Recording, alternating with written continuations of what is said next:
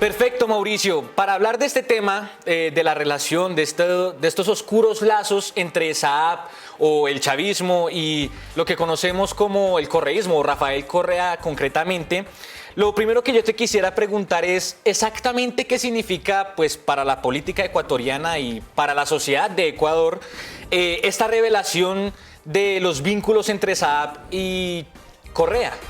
Un gusto, Jorge, y quiero partir mencionando de que para muchos ecuatorianos no es una revelación en estricto sentido, pues periodistas de investigación de los más renombrados del país oportunamente anticiparon la existencia tanto de los nexos como de las actividades irregulares, de lavado de activos, de dineros de corrupción y de una red transnacional de corrupción basada en el señor Alex Saab, algo que en su momento fue desvirtuado por parte de actores políticos involucrados, generó además la estigmatización, persecución de quienes investigaban desde el periodismo estos hechos, y pues el tiempo, como te digo, simplemente viene a confirmar algo que al menos en nuestro país ya estaba en conocimiento y debate desde hace varios meses, incluso años.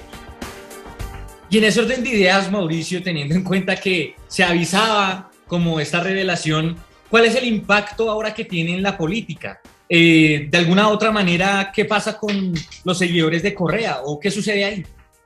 Bueno, la polarización que vive en nuestro país hace que en definitiva muchos de los seguidores fieles y leales al movimiento correísta se nieguen a aceptar este tipo de vínculos que no únicamente estarían probados respecto de las declaraciones del señor Saab tras su extradición a los Estados Unidos, sino creo en un futuro inmediato también por las investigaciones que lleva adelante la justicia ecuatoriana a partir de los hechos que han sido pues de público conocimiento. Esa polarización hace que muchos sectores de nuestro país pierdan la objetividad y que incluso en algunos casos extremos se llegue a justificar ciertas acciones, cuando lo que deberíamos, ciudadanos de bien, responsables y comprometidos con la ética y la integridad, es demandar a nuestras autoridades una investigación objetiva, una investigación imparcial y que la justicia actúe respetando el debido proceso hasta sancionar, de ser el caso,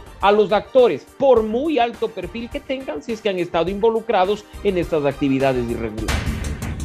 Claro, sea el que sea, Mauricio, pero con eso en mente, digamos que esta revelación afecta de alguna u otra forma los otros procesos o denuncias que tiene en su haber Rafael Correa. ¿Cuál es el impacto de esto? Es simplemente un grano más de arena a un reloj que sigue corriendo y que viene con varias investigaciones de la mano de la Fiscalía. Recordemos que en el caso ecuatoriano, Rafael Correa ya ha sido sentenciado dentro de un caso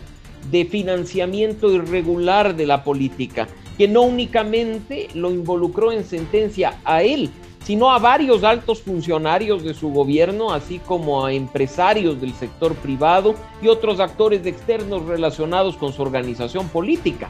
Lo grave, por así decirlo, de una investigación de tal magnitud como aquella que hoy nos convoca a este espacio, es la cifra. Hablamos de que informes oficiales relacionados con el tema ecuatoriano nos mencionan un número, $2,000 millones aproximadamente por exportaciones ficticias, exportaciones subvaloradas realizadas entre supuestamente Ecuador y Venezuela.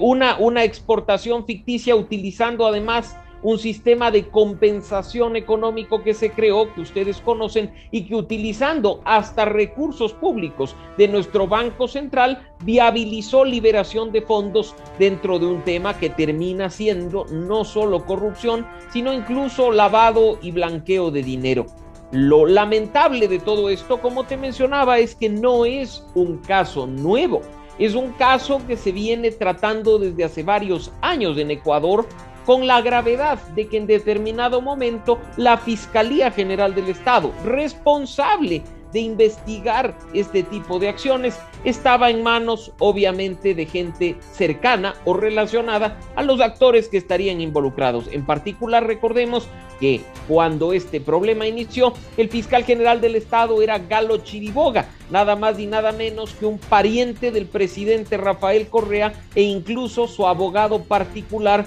en algunas causas seguidas contra actores privados en ejercicio de su poder como presidente y como ciudadano. Así es que ahí vemos un problema grave de lo que podría ser la consecuencia de la actuación de la justicia en Ecuador, insuficiente, por supuesto, frente a toda la magnitud del problema que hoy enfrenta específicamente el caso SAF para varios países de América Latina.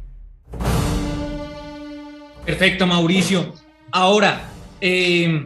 con esas denuncias, con ese conocimiento público y social de lo que sucede frente a los escándalos que rodean a Correa y con evidentemente la deficiencia en la justicia ecuatoriana, como tú la mencionas, ¿cuál vendría a ser el papel de esta justicia ahora en el gobierno de Lasso?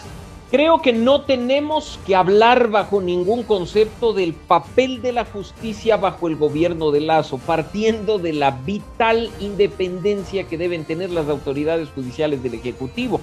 El gobierno de Guillermo Lasso ha hecho varias declaraciones públicas en el sentido de que la justicia tiene que actuar por su cuenta y sin presiones, y ese es quizá el más valioso punto de partida. Lo grave, y creo que hablo no solo por la organización que dirijo, que ha venido monitoreando temas de independencia judicial, sino por muchos ecuatorianos, periodistas, activistas, investigadores de corrupción que ya conocen a profundidad nuestro sistema,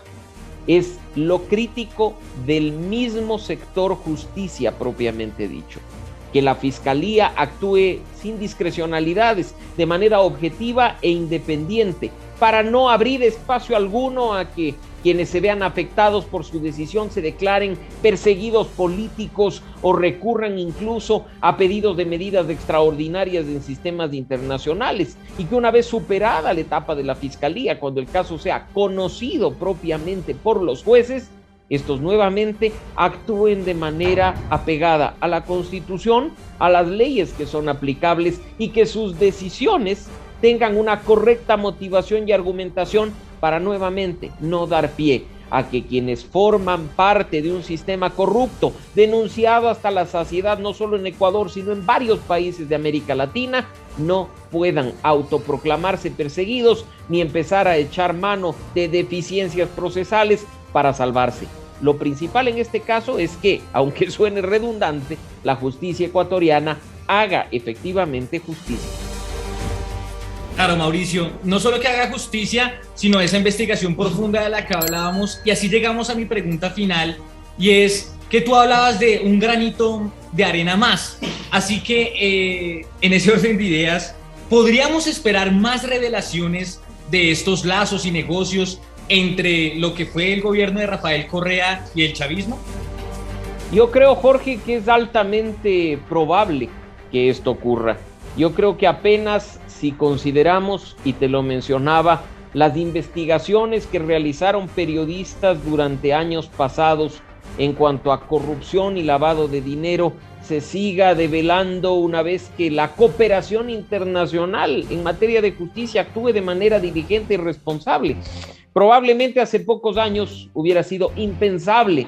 que la justicia actúe en un caso como el que hoy nos convoca. Hubiera sido impensable que alguien con tanto poder como hemos visto, como el señor Saab, caiga en un proceso y sea extraditado a los Estados Unidos para ser juzgado como corresponde frente a delitos transnacionales. Las circunstancias cambian, la política se mueve de manera pendular y con seguridad, creo, hay posibilidades reales de que, al igual que otros casos sean conocidos, dando la razón a aquellos periodistas de investigación que en el caso particular ecuatoriano se la jugaron durante la época crítica del correísmo, denunciando actividades ilícitas y acciones corruptas que nos terminan afectando a todos los ecuatorianos. Listo, Mauricio. Sobre este caso, sobre lo que hemos hablado, quizás haya alguna información que ha pasado frente a tus ojos, que ha estado en tus manos, que no hayamos mencionado sobre este tema que sea importante hacer. Creo que afortunadamente hoy, gracias a la conexión digital y a las redes sociales, toda la información de la que gozamos personas en un país, la gozan personas en un país hermano. Tú habrás visto, Jorge, con seguridad que procesos que se llevan a cabo de fiscalización en nuestra Asamblea Nacional son transmitidos en su totalidad a través de redes sociales, que los documentos que forman parte de dichas investigaciones están siendo compartidos de manera permanente a través de canales digitales. Así es que en buena hora, que en ese sentido la vitalidad de todo lo digital, lo tecnológico, nos permita compartir en temas tan sensibles como este y, por supuesto, compartir espacios como este en el cual podamos continuar la discusión no solo sobre los hechos denostados y criticados por culpa de la corrupción, sino también en soluciones puntuales que podamos construir de manera conjunta, organizaciones de la sociedad civil con periodistas responsables y comprometidos con su país.